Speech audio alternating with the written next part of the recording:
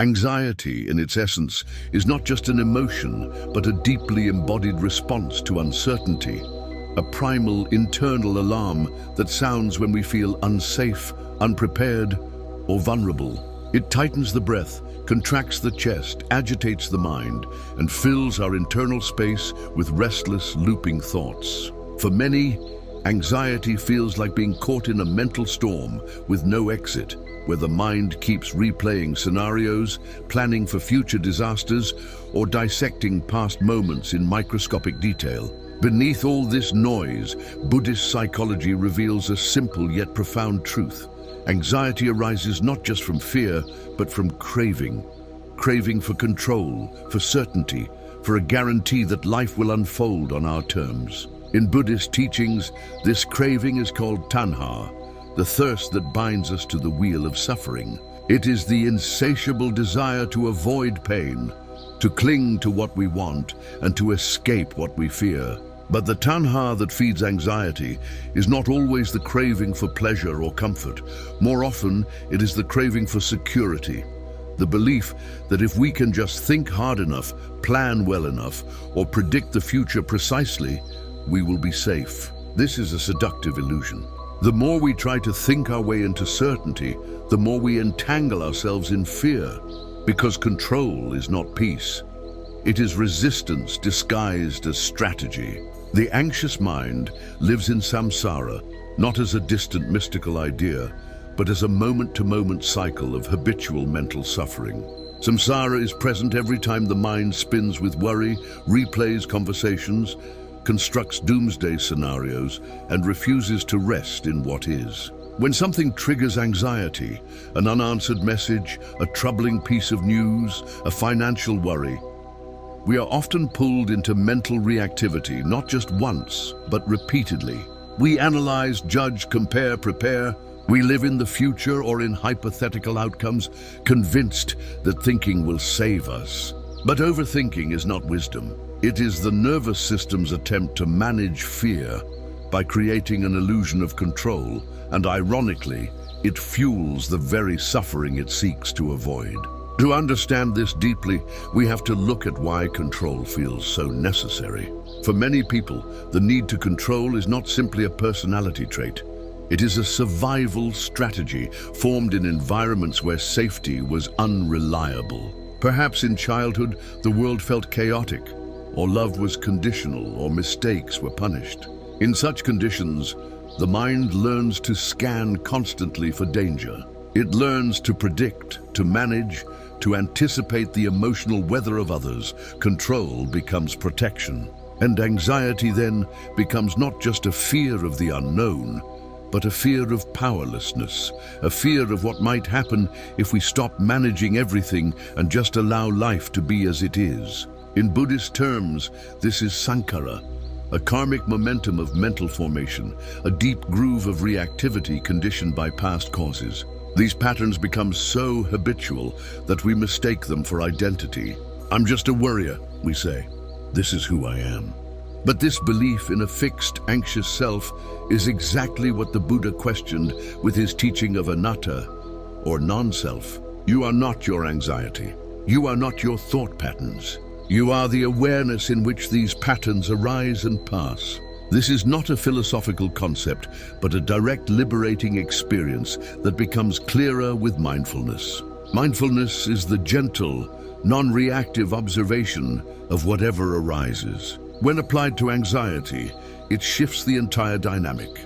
Instead of being swept away by every thought, what if this happens? What if I fail?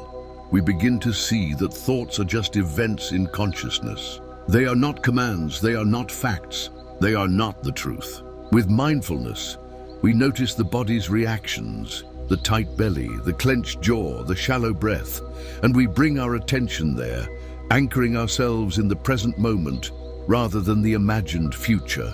Anxiety thrives in resistance, resistance to uncertainty, to powerlessness, to not knowing. But the Dharma teaches that all things are impermanent. The idea that we can create a life free of change, loss, or unpredictability is a delusion. When we chase certainty, we are resisting the basic truth of existence. Everything changes. We do not know what tomorrow will bring. We cannot control what others think or how they feel. We cannot guarantee success, love, or safety. And yet, in the willingness to face this truth without collapsing into fear, something paradoxical happens. A spaciousness opens. Peace arises not from having control, but from no longer needing it. This is not resignation, it is surrender, not to fate, but to the flow of reality. It is choosing to live fully, mindfully, and compassionately in a world that will never be fully under our control. The more we practice this surrender, the more we begin to trust the present moment. We come back into the body, into the breath, into the felt sense of this, just this. And we find over and over again that this moment, not the imagined future, is where our power and peace reside. When we stop clinging to control and begin to observe the mind with compassion, we start to unwind the karmic momentum of anxiety. Each moment of awareness weakens the old patterns. Each breath taken in presence begins to create new space, new choices, new clarity. And in that space, we no longer react blindly, we see clearly. We meet life as it is, not as we fear it will be. There's nothing wrong with the anxious mind. It is a mind that wants safety, that wants to feel held. But the peace it seeks does not come from control. It comes from knowing deeply that we can be okay even when we do not know what comes next. This is the heart of Buddhist practice, not the elimination of fear, but the awakening of a fearless compassion that stays present with whatever arises. Breath by breath, moment by moment. Let us walk into that space together, not to get rid of anxiety, but to meet it so clearly, so kindly, that it loses its grip and reveals its emptiness. Then what remains is not fear, but freedom. We often imagine the mind to be our most valuable ally, the trusted voice that helps us plan, prepare, and navigate life. In many ways it is. But for those who struggle with anxiety, the mind becomes more like a well-meaning but obsessive companion, constantly calculating risks, replaying past moments, predicting danger, and trying through sheer effort to think its way to peace. This compulsive analysis, what we call overthinking, is rooted in a powerful belief that if we can just think enough, we can eliminate uncertainty. But Buddhist psychology gently reveals the opposite, that overthinking is not a path to peace, but a form of suffering in itself. Not because the mind is inherently flawed, but because we've forgotten how to relate to it properly. The mind, from a Buddhist perspective, is a conditioned process, not a fixed thing, but a stream of mental events shaped by habits, memory, and perception. It creates thoughts, images, and concepts the way a candle emits light. These thoughts are not inherently harmful. They become harmful when we mistake them for truth, or worse, for ourselves.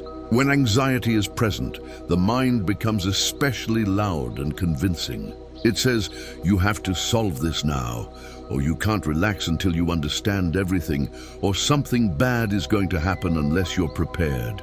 And because these thoughts carry the flavor of urgency and survival, we obey them, not realizing we are fueling the very fear we're trying to escape. Overthinking often masquerades as intelligence. We tell ourselves, I'm just being thorough, or I need to understand every angle. But there's a crucial difference between wisdom and obsession. Wisdom is clear, balanced, and rooted in presence. Obsession is reactive, contracted, and driven by fear. The anxious mind doesn't want clarity, it wants control. And because life doesn't offer perfect control, the mind keeps spinning, stuck in a loop of trying to resolve what cannot be resolved. The Buddha taught that suffering arises not from what happens to us, but from our response, specifically our resistance. We suffer because we cling to pleasant experiences and push away unpleasant ones. Overthinking is a mental form of clinging to the idea that if we think enough, we can avoid pain, failure, or vulnerability. But this grasping creates tension, not safety. It disconnects us from our bodies, from the present moment, and from the intuitive wisdom that only arises in stillness. There is also a deep emotional avoidance built into overthinking. The mind rushes in to solve what the heart is not ready to feel. Instead of allowing sadness, anger, or grief to move through us, we analyze the situation to death. We try to intellectualize our way out of discomfort. But no amount of thinking can process an emotion. Emotions need space, not solutions. They require us to drop into the body, to breathe, to soften, to stay, not to explain, fix, or escape. Buddhist practice helps us develop this capacity by inviting us to rest in awareness rather than reaction. When we sit in meditation and watch the mind, something remarkable begins to happen. We see that thoughts arise and pass like clouds in the sky. One moment we're planning, the next moment remembering, the next moment judging. If we observe carefully, we begin to realize that we are not choosing these thoughts. They simply appear. The mind generates them, just as the body generates sensations. And just like sensations, they are impermanent. But we suffer because we attach to them. We pick one up, believe it, spin around it, and let it shape our mood and identity. This process is so automatic that we forget it's even happening. The practice of mindfulness allows us to interrupt this automatic process. Instead of getting pulled into every thought, we learn to watch them, like passing cars on a road. We notice worry is happening, planning is happening, judgment is happening. This simple act of observation is incredibly powerful. It creates space between stimulus and response. It reminds us that we have a choice, not in whether thoughts arise, but in whether we follow them. Over time, this space becomes more stable. We begin to dwell less in our mental stories and more in the awareness that sees them. Importantly, Buddhist psychology does not demonize thinking. The goal is not to stop thinking, but to see thinking clearly, to recognize it as a process, not a problem, a tool, not a truth. When we stop identifying with the thinking mind, we begin to sense the deeper presence beneath it, a vast, quiet awareness that is not anxious, not frantic, not trying to control anything. This awareness has no agenda, it simply sees. And in that seeing, healing begins. Overthinking often intensifies because we believe something terrible will happen if we don't figure it out. But the truth is, most of what we worry about never comes to pass. The future is rarely as catastrophic as our minds imagine. Even when hardship does arise, it is rarely helped by obsessive mental rehearsing. It is met moment by moment with the same tools we cultivate in practice: attention, breath, compassion, clarity. These tools are available to us now, not later, not when everything is fixed, but in this very breath, in this very moment of seeing clearly. When we begin to question the authority of the thinking mind, we start to unhook from its grip. We learn to recognize the difference between thoughts that serve and thoughts that spiral. A thought like, "I need to prepare for my interview," may arise with clarity and direction. But when it mutates into, "What if I fail? What if they don't like me? What if I'm not good enough?" we can see that we've crossed into fear-driven territory. And instead of feeding that loop, we can pause, breathe, and return to presence. In practice, this means noticing not just what we're thinking, but why we're thinking. Are we trying to solve something real? Or are we avoiding something emotional? Are we responding to the present or reacting from fear? This level of inquiry requires courage. It asks us to stay with what is, even when it's uncomfortable.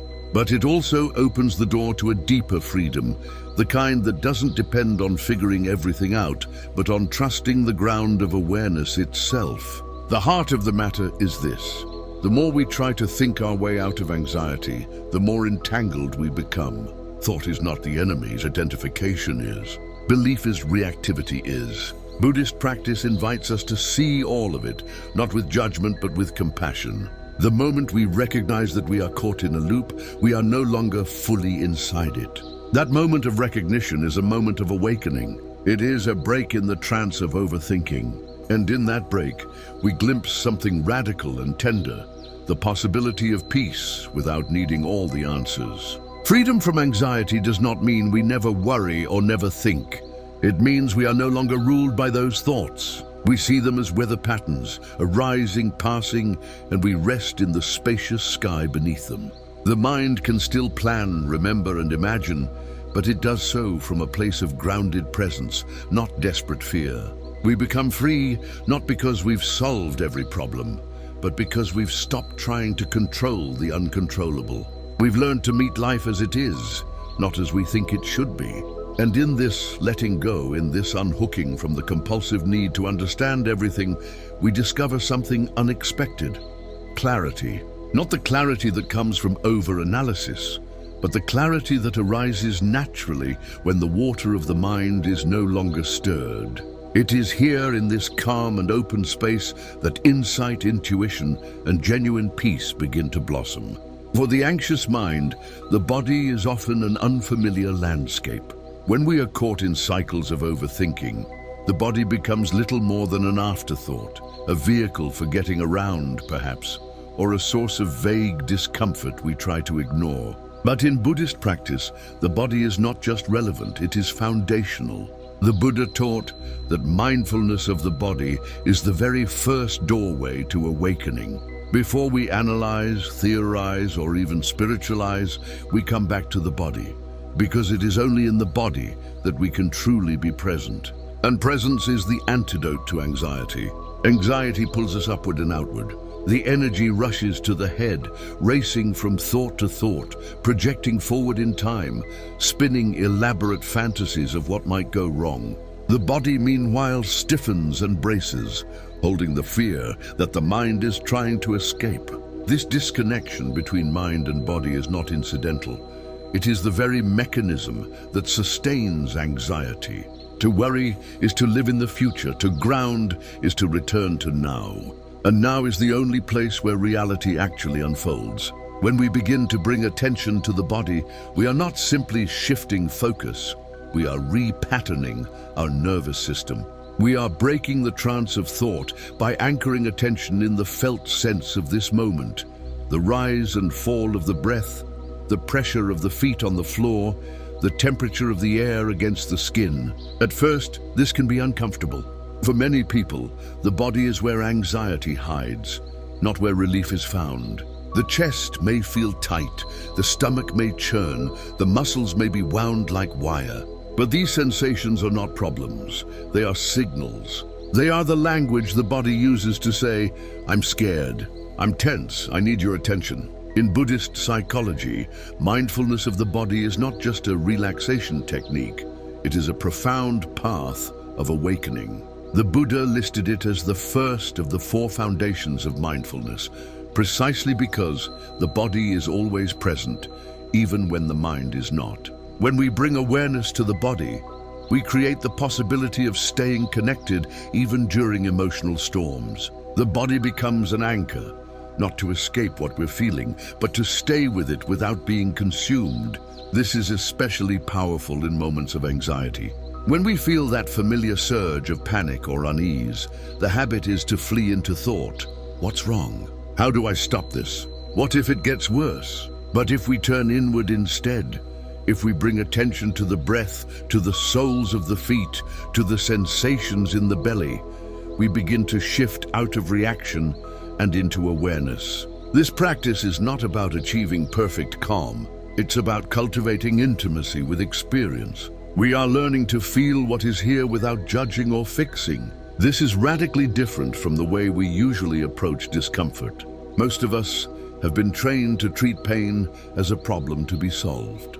But Buddhist practice invites us to meet pain as a teacher, not to indulge it or wallow in it, but to witness it with enough space that it can reveal its impermanent nature. Every sensation, no matter how intense, is a wave. It rises, peaks, and falls. When we stay with it, we see that it changes. We see that we are not stuck. We see that presence is always larger than the discomfort it holds. This is especially important for those whose anxiety is rooted in trauma. Traumatized systems are often hypervigilant, scanning for threat, always slightly braced against danger. For such systems, stillness can feel unsafe. The body may carry memories that the conscious mind does not fully understand. In this case, working with the body must be done gently, with deep respect. We are not forcing relaxation, we are rebuilding trust. We are saying to the body, I'm here now. I'm listening, you don't have to carry this alone.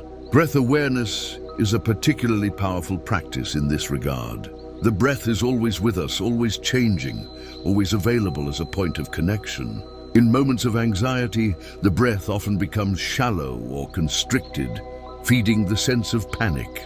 But when we bring conscious attention to the breath, without trying to control it, we begin to regulate the nervous system from the inside out. This is not a trick or a hack. It is a natural capacity of the human body to find equilibrium when given the right conditions. Equally important is posture.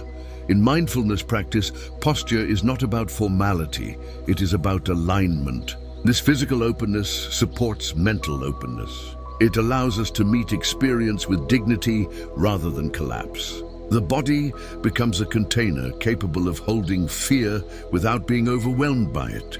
As we develop familiarity with the body, we begin to notice how anxiety feels not just emotionally, but physically. Perhaps we feel a fluttering in the chest, a buzzing in the head, a sense of tightness in the throat. These sensations are not random. They are the body's response to perceived threat. And when we bring kind attention to them, they often soften. They may not disappear immediately, but they lose their edge. We are no longer at war with them. We are no longer layering fear on top of fear. This shift from avoidance to intimacy changes everything. We begin to trust our capacity to stay present, even when things are uncomfortable. We learn that we can feel anxiety without being defined by it. We stop needing to escape every difficult moment. And as our relationship with the body deepens, our relationship with the world shifts as well. We move through life with more presence, more groundedness, more resilience. This is not about achieving some ideal state. It is about returning again and again to the simple reality of this moment, this breath, this body, this awareness. In doing so, we discover that peace is not something we have to create. It is something we return to when we stop running. The body is not just where anxiety lives. It is also where healing begins. As this process unfolds, we begin to sense a kind of quiet strength within us. A strength that comes not from control, but from presence. Not from knowing all the answers, but from being willing to stay with the questions. We realize that we don't need to fix everything in order to feel okay. We only need to be here fully, honestly, and with as much compassion as we can muster. And so the body becomes our teacher, not a problem to solve, not a distraction from the spiritual path, but the very ground of our awakening. In the body, we find the breath. In the breath, we find the moment. And in the moment, we find the possibility of freedom, not from discomfort, but from the fear of discomfort. Not from life, but from our resistance to life. This is the beginning of true refuge, not the kind we seek in fantasies or future plans, but the kind that arises when we come home to ourselves, exactly as we are. There comes a point in every anxious person's journey when they begin to realize that the real suffering is not the fear itself, but the endless struggle against it. We spend so much of our energy trying not to feel afraid, trying to manage, fix, explain, or outthink it, that the anxiety becomes compounded by exhaustion, shame, and the quiet sense of failure. In truth, what most of us long for is not simply to stop being anxious, but to stop fearing our anxiety. That's why Buddhist psychology offers a radically compassionate path. Not a strategy for erasing fear, but a practice for transforming our relationship to it. And that transformation begins with acceptance. Acceptance in this context does not mean passive resignation or giving up. It does not mean liking fear or pretending to enjoy it. What it means is dropping the second layer of suffering, the resistance. Fear arises, that's the first dart. Then we think, I shouldn't feel this way. This means I'm weak. If I can't stop this, I'm broken. That's the second dart, the suffering we create on top of the experience. What Buddhist practice offers is the courage to simply feel the first dart without adding the second. It invites us to say, this is what's here. Let me meet it directly. This kind of meeting is not always easy. The mind will protest. It will tell you to escape, distract, solve. It will tell you that being present with fear is dangerous, even impossible. And that's because the mind has spent a lifetime equating control with safety. If it cannot control the fear, it assumes something terrible will happen. But here's the quiet miracle. When we stop trying to control fear and begin to feel it, just as it is, without the storyline, it often begins to soften. Not because we made it go away, but because we removed the fuel that kept it burning. Fear, when stripped of narrative, is often just sensation. A tightness in the throat, a fluttering in the chest, a rush of energy through the limbs. These sensations are not inherently dangerous. They are simply the body's way of responding to perceived threat. But when we meet them with kindness and curiosity, they lose their power to define us. They become part of our human experience, not something to fear, but something to befriend. This is where mindfulness becomes truly transformative. Not just as a tool for calming down, but as a way of seeing clearly. When we are mindful of fear, we notice that it comes in waves. It rises, peaks, and falls. We notice that the thoughts accompanying fear are often repetitive and exaggerated. We see the difference between what is actually happening and what the mind imagines might happen. And in this seeing, we reclaim our power. Not the power to control life, but the power to stay present within it. Equally important is the practice of compassion. In Buddhist psychology, compassion is not a feeling, it's a response. It's what happens when we meet suffering with care instead of judgment. When we turn this compassion inward, something begins to heal. We stop seeing our anxiety as a personal failure and start seeing it as a natural human response to uncertainty and vulnerability. We begin to understand that the part of us that worries is not trying to sabotage us, it's trying to protect us. It just doesn't know how. Many of us carry an inner critic, a harsh voice that judges our anxiety, our fear, our perceived weakness. But this voice only amplifies the suffering. In Buddhist terms, it is another layer of delusion, another way we try to gain control by shaming ourselves into change. The Dharma invites us to replace this voice not with blind positivity, but with wise understanding. To say to ourselves in the heat of fear, "This is hard, and I'm doing the best I can." That small gesture of kindness can begin to unwind years of internalized pressure. What we discover over time is that we don't need to get rid of fear in order to be free. We need only to stop identifying with it. Fear may arise, but it does not define us. It does not speak truth. It's a wave passing through a vast ocean of awareness. The more we rest in that awareness, the less threatened we feel by the waves. Sometimes the fear feels overwhelming. It rushes in with such intensity that it hijacks our breath, our clarity, our sense of ground. In those moments, the most important thing we can do is pause. Not to force calmness, but to interrupt the automatic reaction. Even one conscious breath can create a small island of presence in the storm. From that breath, we begin to rebuild a sense of space. We place a hand on the heart or the belly. We speak to ourselves gently. "This is fear, it's okay. I'm here." These small acts are not just soothing, they are revolutionary. They reclaim our agency from the grip of panic. Buddhist teachers often speak of equanimity, the ability to meet all experiences with balance. But equanimity is not cold detachment, it is warm spaciousness. It is the inner knowing that whatever arises can be held, that we don't need to control life in order to meet it with presence. This includes our fear. When we are equanimous, we don't push fear away and we don't cling to it. We let it be and we respond with clarity instead of panic. This kind of inner stability does not arise overnight. It is cultivated through practice, through thousands of moments of returning to the breath, to the body, to the truth of the moment. Returning to the gentle reminder that we are not our thoughts. We are not our fear. We are the awareness that sees them, the spaciousness that holds them, the stillness beneath the storm. Over time, this presence becomes more natural. We begin to trust it. We begin to see that we can move through difficult situations without being swallowed by them. we realize that acceptance is not weakness, it is strength. It is not giving in, it is coming home.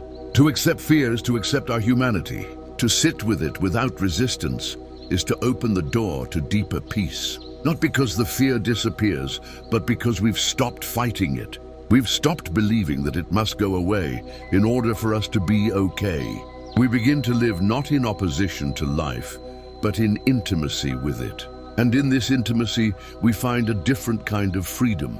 Not the absence of challenge, but the presence of courage. Not the disappearance of fear, but the awakening of love that knows how to hold it. Fear will come and go, but presence remains. And when we root ourselves there, even the stormiest moments become bearable. Even the darkest nights hold the seed of dawn. This is the heart of the path, not escape but engagement. Not control but care, not perfection but presence. In the arms of this presence, we learn that we are already whole. Even with fear, even with trembling, even now, there is a quiet, pervasive belief woven into the modern psyche. The belief that if we are anxious, something is wrong with us. We interpret our racing thoughts and rapid heartbeat as signs of failure, weakness, or even moral deficiency. We live in a culture obsessed with self-optimization, where emotions are often reduced to problems that need fixing, and where vulnerability is seen as something to conquer, not to tend. But Buddhist psychology offers a radically different perspective. It tells us that suffering is not a mistake. It is the beginning of wisdom. Our discomfort, our fear, even our overthinking, these are not detours from the path. They are the path. One of the most profound insights from the Dharma is that healing does not come from pushing difficult states away, but from turning toward them with clarity and compassion. This is what it means to make friends with our suffering.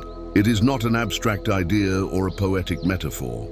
It is a practical, embodied process. It means learning to sit beside our anxiety rather than run from it. It means allowing the tightness in our chest, the clenching in our gut, to simply be here, not forever, not without awareness, but without resistance. In this gesture of willingness, something begins to shift. When we stop running from our experience, we begin to understand it, not intellectually, but intuitively. We begin to see that our anxiety is not trying to destroy us. It is trying to protect us, just clumsily, habitually, and often based on outdated or untrue stories. We start to notice how certain fears trace back to earlier wounds, times when we were shamed, abandoned, or made to feel unsafe. We begin to see how the body holds this history and how the mind tries to prevent it from repeating. This is not pathology, this is adaptation. And when we view our patterns through this lens, the inner landscape softens. What was once seen as broken becomes something deeply human. This is where Buddhist practice departs from the self-improvement model so common in the West. The goal is not to become a better version of ourselves by controlling our minds more efficiently. The goal is to awaken to the nature of mind itself, to see that we are not the anxious voice, not the inner critic, not even the one striving to be free. We are the awareness in which all these parts arise. This awareness does not need fixing, it only needs remembering. But remembering who we are beneath the anxiety takes practice, it takes patience, and it takes the willingness to bring metta, loving kindness, to even the most reactive parts of ourselves. The anxious mind is not soothed by logic or force. It is soothed by kindness, by attention, by consistency. In this way, we become like a loving parent to our own nervous system. We create internal conditions where fear can be felt and released rather than judged or suppressed. Often in the beginning, this feels impossible. The habit to push away fear is strong. The reflex to analyze, fix, or numb is deeply ingrained. That's why the first step is so important, simply to pause. To stop the runaway train of reactivity and notice, anxiety is here. Not I am anxious, which implies total identification, but anxiety is arising. This subtle shift in language reflects a powerful shift in consciousness. We are no longer fully caught. We are beginning to see. As this capacity grows, we develop more skillful means for working with anxiety. Sometimes it helps to name the experience out loud. Fear, fear, planning, worrying. Other times, it helps to bring the attention gently to the body, the breath moving in the belly, the touch of the hands in the lap, the points of contact with the floor. These small acts are not distractions, they are anchors. They remind us that we are not just the spinning mind, we are also a body, a breath, a presence. And we are already here. In time, this presence becomes familiar. It becomes a place we can return to, even when fear is strong. We stop needing to fix every anxious thought. We stop needing to answer every what if. Instead, we learn to rest in the not knowing. This is one of the deepest teachings of the Dharma, that freedom does not come from certainty, but from intimacy with uncertainty. The more we can stay open in the face of the unknown, the less control we need. And the less control we demand, the more space we feel. This spaciousness is not empty, it is full of possibility, full of clarity, full of choice. From this space, we can begin to respond to life rather than react. We can make decisions based not on fear, but on alignment. We can speak more honestly, set clearer boundaries, and act with more integrity, not because the anxiety is gone, but because we are no longer dominated by it. We know it may still arise, but we also know we can meet it. We have built that trust in ourselves, not through force, but through gentle, consistent presence. And something else happens here too. We start to see others more clearly. We begin to recognize that everyone carries some version of fear. Everyone has moments of panic, self-doubt, insecurity. This recognition opens the heart. It dissolves the illusion of separation. We no longer walk through the world thinking we are the only ones struggling. We begin to live with more empathy, more patience, more grace. Buddhist psychology calls this the development of prajna, wisdom. But it is not the wisdom of books or theories. It is the wisdom of direct experience, of knowing ourselves so deeply that we are no longer afraid of what we find. It is the wisdom that sees suffering and meets it with compassion, that sees fear and responds with care. This is not a magical state. It is a human one. And it is cultivated moment by moment, breath by breath. There is no final state of perfection to reach. There is no anxiety-free version of you waiting on the other side of enlightenment. There is only this moment, this breath, this opportunity to soften, to return, to remember that you are not the storm. You are the sky it moves through, spacious, unbroken, ever present. To befriend anxiety is to befriend ourselves. It is to recognize that the very sensitivity that makes us anxious is also what makes us capable of great depth, great love, and great awakening. The same mind that spins with fear can also reflect stillness, clarity, and insight. The same heart that trembles can also open, and the path to that opening is not outside of us. It begins right here in the middle of everything, just as we are. At a certain point in practice, we begin to notice something surprising. The mind's attempt to protect us is often the very thing that keeps us trapped. This is the paradox at the core of anxiety and overthinking. The strategies we use to keep ourselves safe, endless analysis, forecasting future threats, rehearsing conversations in our heads, rarely create the safety we seek. Instead, they heighten our sense of vulnerability. The harder we try to manage life through control, the more fragile we feel. This is because control is not true safety. Control is a performance, a mask we wear to shield ourselves from the truth that life is uncertain and always has been. Buddhism never promises to remove uncertainty. It does not offer a belief system to insulate us from change, aging, illness, or loss. In fact, it asks us to look directly at these realities. This can sound bleak at first, especially to the anxious mind, which already tends to fixate on what could go wrong. But what the Dharma offers is not fatalism, it is liberation through realism. It says, yes, things are uncertain. Yes, control is an illusion, but you can learn to meet life anyway, not from fear, but from wisdom, not by holding on tighter, but by letting go. This letting go is not a collapse, it is not apathy. It is a profound shift in posture, from bracing against life to opening to it. And this openness is not passive. It is active engagement with what is, rather than a mental war with what might be. When we release the need to predict and prepare for every possible outcome, we make space for spontaneity, for presence, for trust. This is not the blind trust that everything will go our way. It is the deeper trust that whatever arises, we will meet it with awareness and compassion. One of the central teachings in Buddhist psychology is that clinging leads to suffering. We usually associate clinging with attachment to people or possessions, but anxiety reveals another form of clinging to certainty. We grasp at it like a life raft. We think, if I just figure this out, I'll be okay. But there is no final certainty to grasp. Life keeps unfolding unpredictably, moment by moment. And the more we try to wrap it in a tidy narrative, the more rigid and reactive we become. So the practice becomes not to tighten the grip, but to soften it. To begin to notice when we are leaning into control, not with blame, but with curiosity. What are we afraid of? What are we trying to prevent? What pain are we trying not to feel? Often, beneath our obsession with control is a deep fear of helplessness. A fear that if we stop managing everything, everything will fall apart, including ourselves. But here is where practice begins to open something radical. What if falling apart is not the worst thing? What if, in letting go of our attempts to hold everything together, we discover a deeper, more authentic wholeness? Not the perfection we strive for, but the aliveness that has room for imperfection. The mind might fear this, but the heart knows it. The heart longs not for control, but for contact, with life, with truth, with the present moment.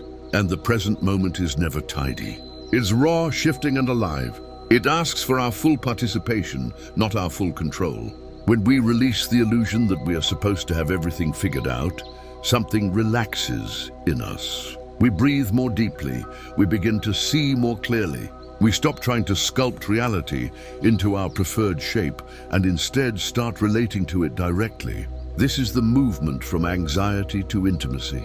Not pushing life away with our thinking, but letting it touch us, moment by moment. A key insight here is that uncertainty is not the enemy. Our relationship to uncertainty is.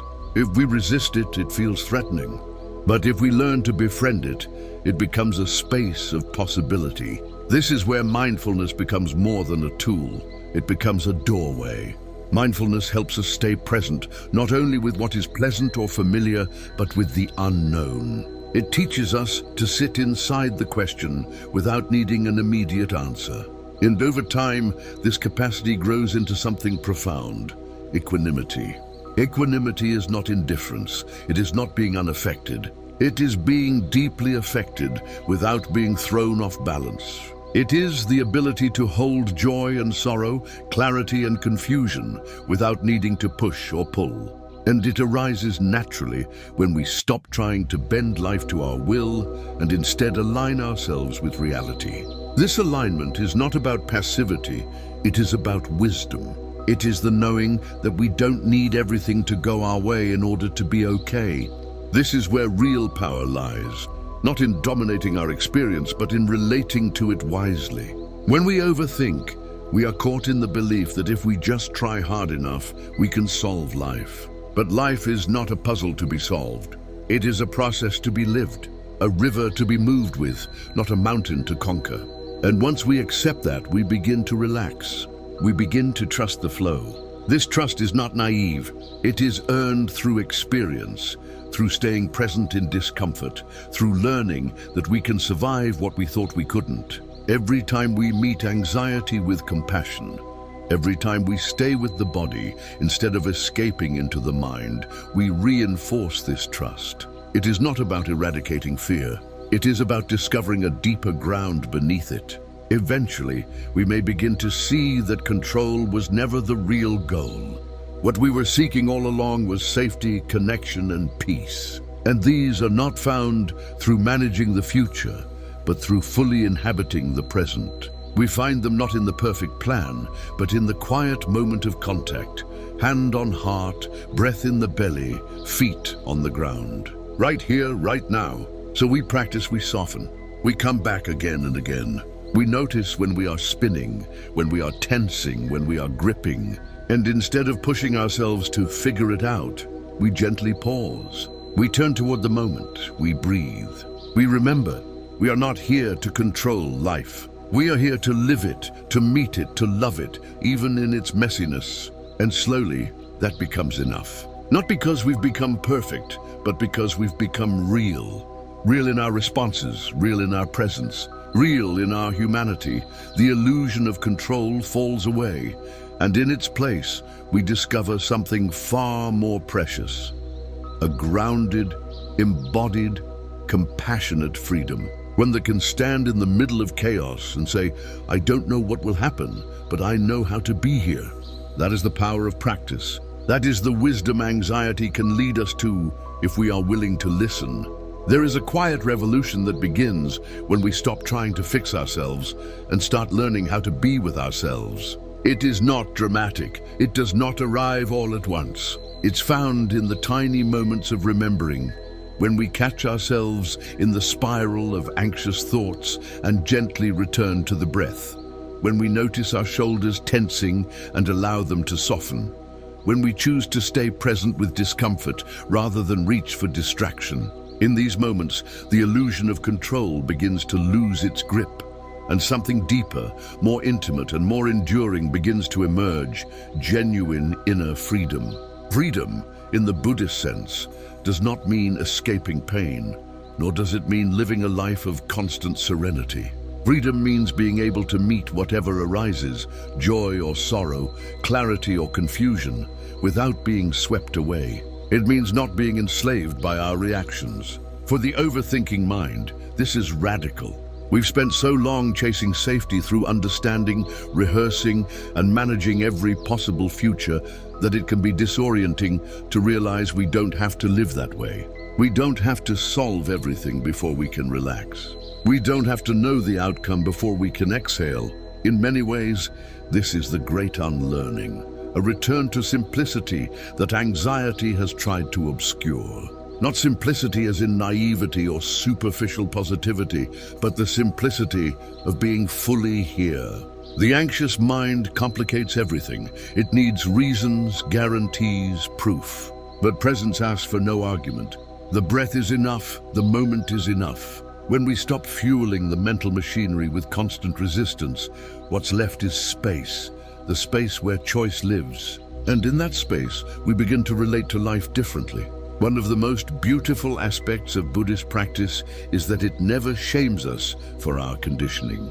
It recognizes that every habit of mind, every anxious loop, every tight grip on control arose for a reason. These are adaptations, not defects. At some point, they helped us survive. Maybe we needed hypervigilance because we were not safe.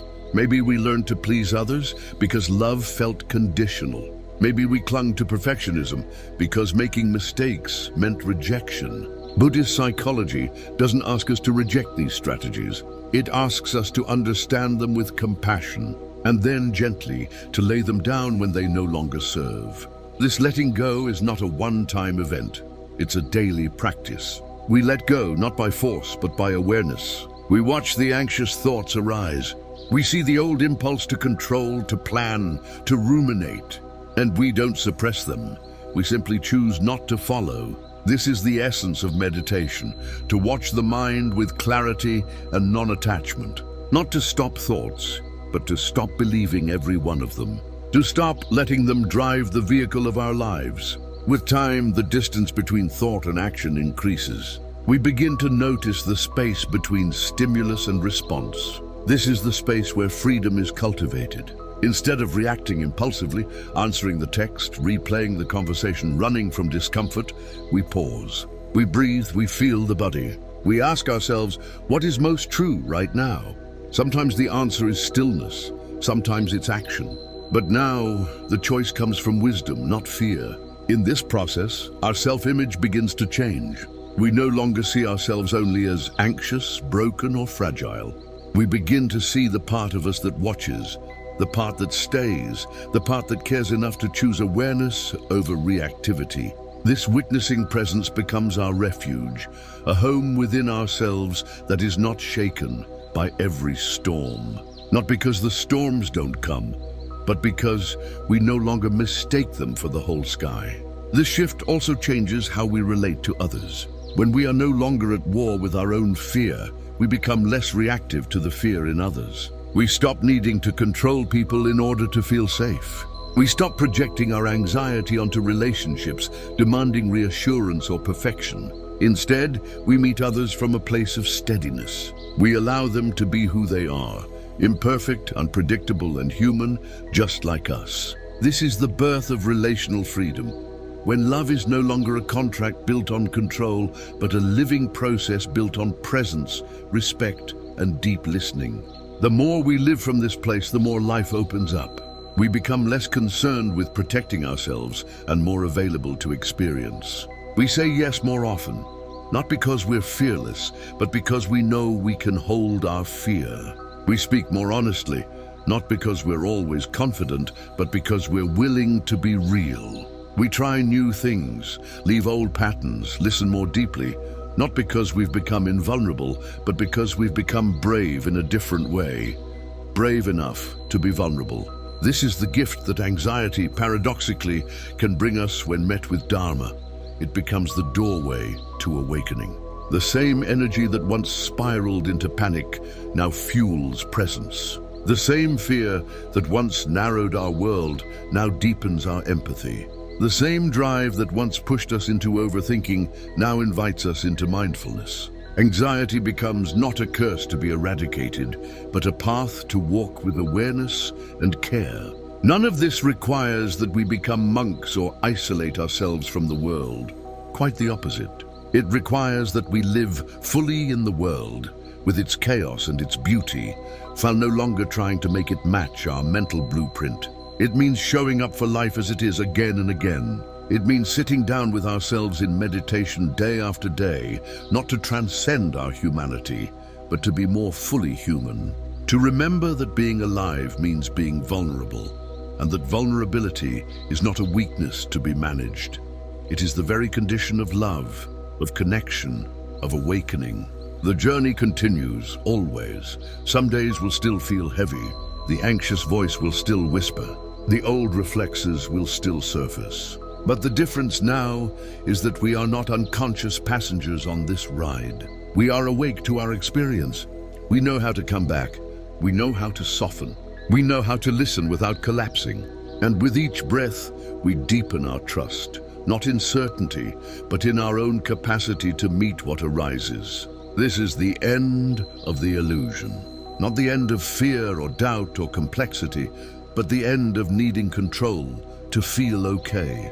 In its place, we discover something far more reliable: presence, compassion, and the quiet power of being with life, just as it is. No longer running, no longer fixing, just here, fully kindly awake.